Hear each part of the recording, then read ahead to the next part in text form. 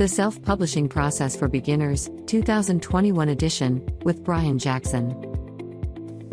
What does it take to publish your book on Amazon, the biggest book retailer in the world? I think you'd be surprised to find out how easy it is. In this course, I'm going to teach you everything from copy editing your book, through creating a book cover, formatting it for publication, publishing it on Amazon, and I'll even throw in book marketing, just in case you decide to self-publish your own book.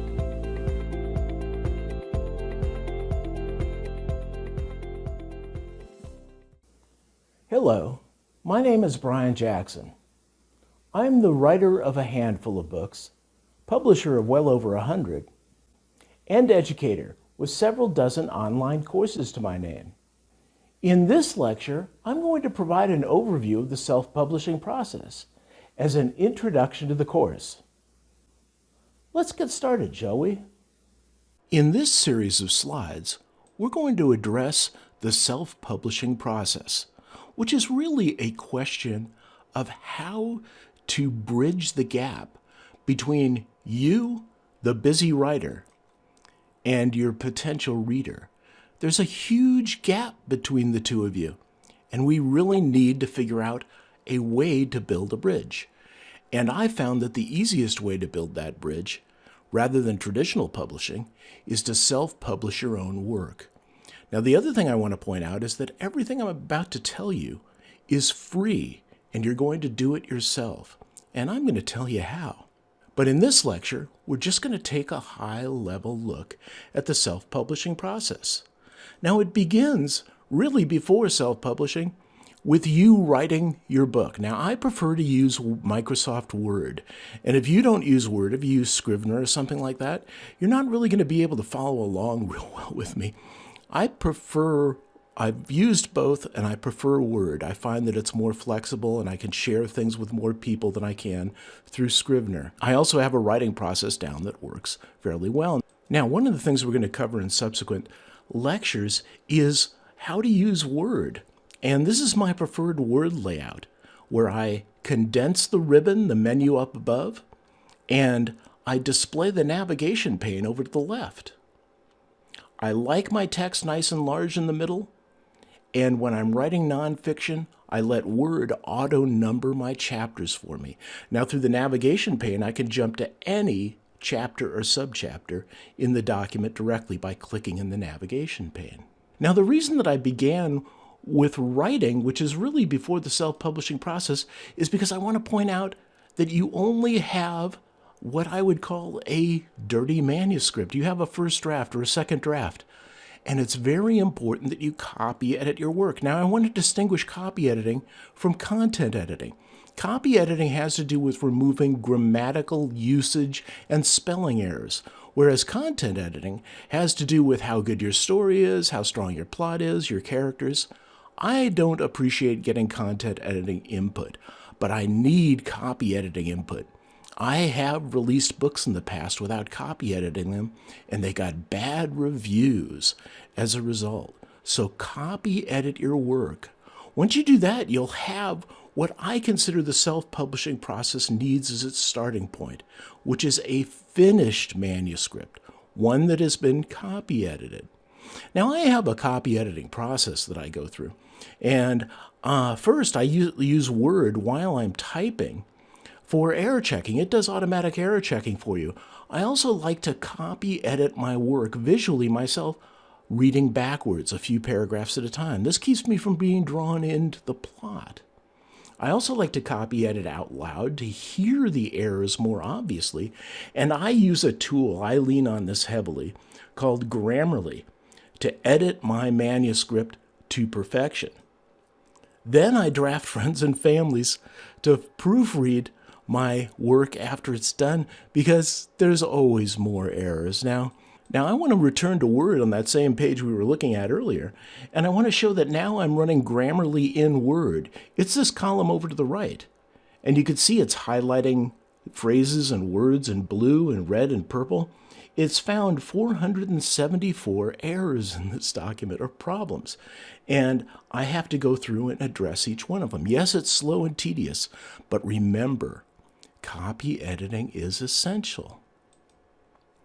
The next thing that you would do is format your manuscript for publication. This has to do with cleaning it up, putting headers and footers on things, giving it a standard page size, and all of the things that are needed to get the manuscript ready for publication. Now, in reality, I quite often format my manuscript for publication before I even write, and I write in that format. It's very comfortable. So once again, I have a standard process that I go through for formatting a document. I enable to show hidden characters. I add a title page. I define normal and header styles. There's a global reset where I might reset all paragraphs to normal. And then I format chapter headings. I insert tables of contents, da-da-da-da-da-da. There's about 20 steps that I go through to make a manuscript clean so it's going to look really good when it gets printed. Now the next step, and actually I do this usually first, is to create a book cover. And I recommend either using PowerPoint or Canva. Both of them are very simple and they're free. You can use free images off Pixabay, as I've done here in this sample book cover, and then use other graphical elements like colored boxes and words to finish your book cover.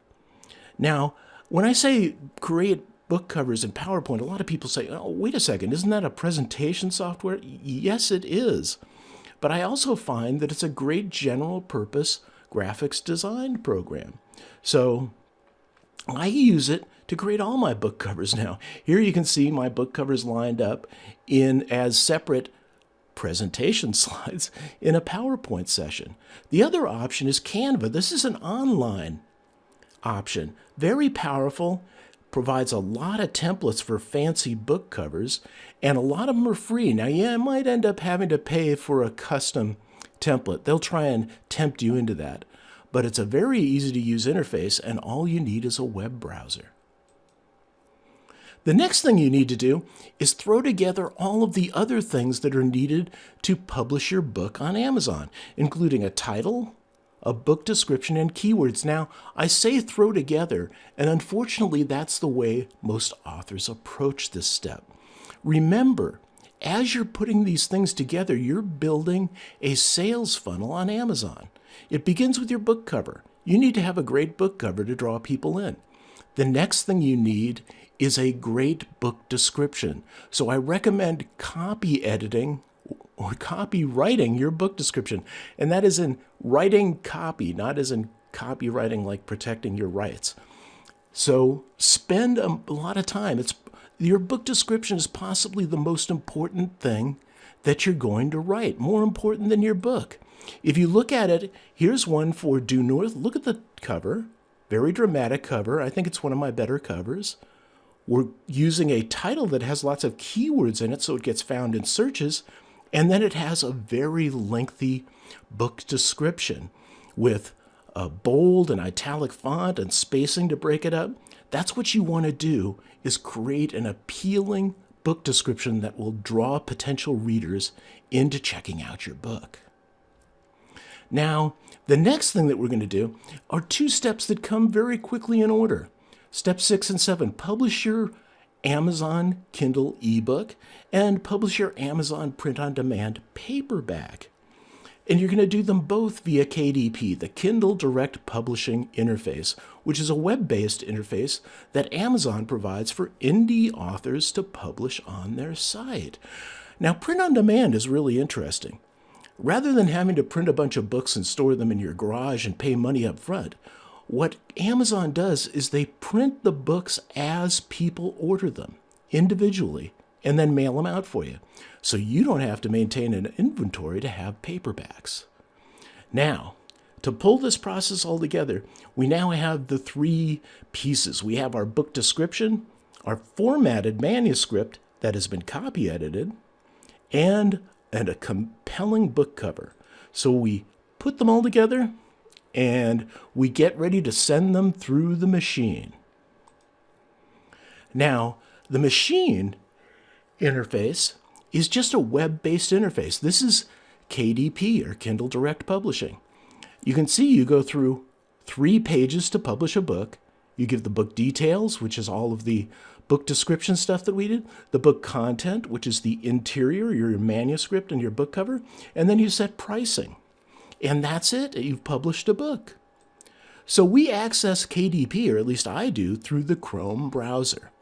And you interact with it through pages exactly like what we just saw. And you send your book through the first process. And out comes, on the other side, a Kindle ebook. Now, the reason that you want to publish a paperback, you won't sell a lot of them, but you'll bolster your ebook sales just by having a paperback. And it's just so easy to do. You take all your ebook information, feed it through the next step of KDP, and out comes a paperback book, a print-on-demand paperback book that people can order through Amazon. This gets you books out of the back end. But of course, it can't be the complete story. The final step is to market your book. And once again, I have steps that I go through to market my book. And these steps there are 20 of them that we're eventually going to talk about. I put them in priority order. And notice these steps. Publish on Amazon Kindle via KDP. We've talked about that. Copy edit your book. We've talked about that and the importance of it, to not get bad reviews. Create a great book cover. We talked about that. This is, once again, building your sales funnel. So you can see a lot of your marketing effort begins before you even publish your book. Enter your book into Kindle Select. Now, we haven't talked about this yet, and this is one of the reasons that I'm only talking about publishing on Amazon. Because they've got a special program. If you publish exclusively on Amazon, which saves you a lot of time, you get to loan books and get additional revenue from that. You get to run promotions. You get all kinds of benefits from a program called Kindle Select. The next item is to copyright your book description. We talked about that too. These are really important steps to do before you even publish. Write in a series. Once you get the reader hooked, don't let them go. And on and on. There are, another 24 or 14 steps that we're going to talk about in marketing eventually. And that's it. That's the self-publishing process in 8 steps. I'm beginning before the self-publishing process because I want to get to how important copy editing is. So step 1, you write your book. We're not going to cover that much in self-publishing, but copy editing, we're going to cover how to do that because it's really important to the self-publishing process. How to format your manuscript for publication, to clean it up and make it look as good as it can in published format. How to create a professional quality free book cover easily and quickly and have fun doing it. The importance of writing your book description and getting that together. And then you publish your book in ebook format, and immediately, bang, you do it in paperback format too. And of course, all of this makes no sense, has no purpose without marketing your book. Well, that was it. The self-publishing process in a nutshell. I hope you understood, because we're trying to build a solid foundation here for the rest of the course. You need to understand what we're talking about when we discuss self-publishing. Up next, The Why, Where and When of Self-Publishing for Beginners, 2021 edition, with Brian Jackson.